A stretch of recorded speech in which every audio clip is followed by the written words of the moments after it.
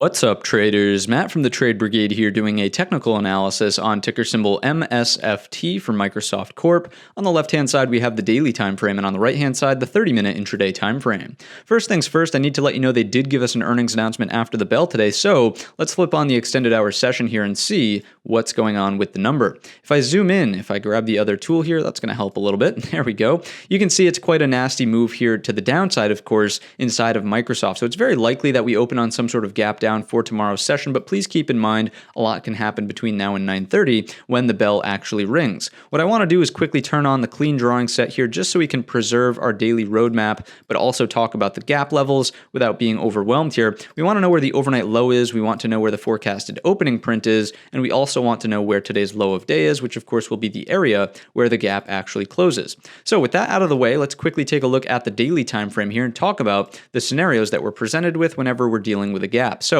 we always know that the number one thing that we're watching for whenever we have a gap, could be up or down, is the gap and trap. And what that looks like would be opening here, in the case of a gap down, failing to take out the overnight low, basically failing to find new sellers, that is, making a move back up through the opening print to trade long to close the gap here to roughly, let's just call it 285 quarter, right? That's today's low of day. That's the long-sided trade. That's scenario number one. That's what you're usually watching out for whenever you have a significant sized gap.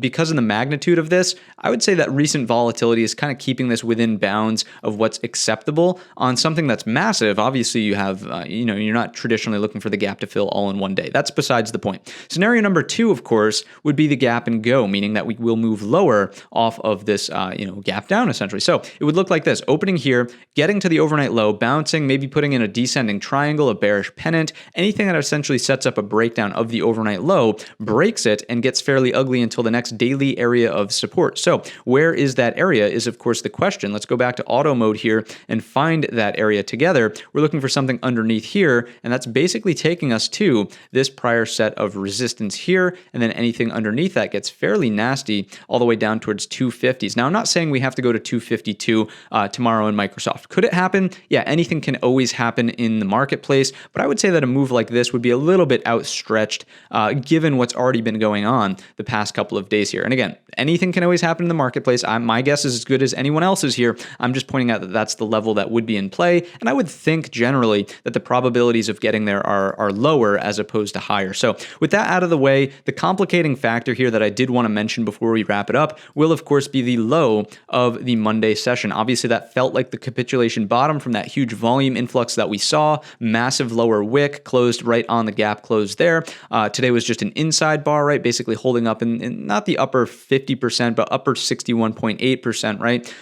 So that will be a complicating factor, that low right there. So if the move is something like this for the gap fill overhead, maybe it's wait until we get more acceptance up above that low of Monday. Again, this is the complicating factor that may make the long trade a little bit more difficult to pull off. We have 276 as that area. So again, more conservative trader waits for the move through the open and then through that to potentially then start filling the gap to that 285 quarter, which we mentioned earlier. The other scenario, again, here's just one more, maybe call this door number 3, would simply be, okay, we get this type of move here, and then we resist off of that lower wick after we've closed that overhead gap, at least to the wick, that is, then maybe we roll over from there and it's just short again back down through the overnight low. So these are just the main areas and potential scenarios that I'll be thinking about tomorrow. Again, it's a 50-50 shot. No one knows for sure whether or not we'll get continuation or the gap and trap, but these are the levels, these are the scenarios that'll be on my mind. If you enjoyed today's video or learned anything new, let me know in the comments section or by giving the video a thumbs up. Don't forget our main channel is linked in the description, and all of that being said, I wish you a green trading week.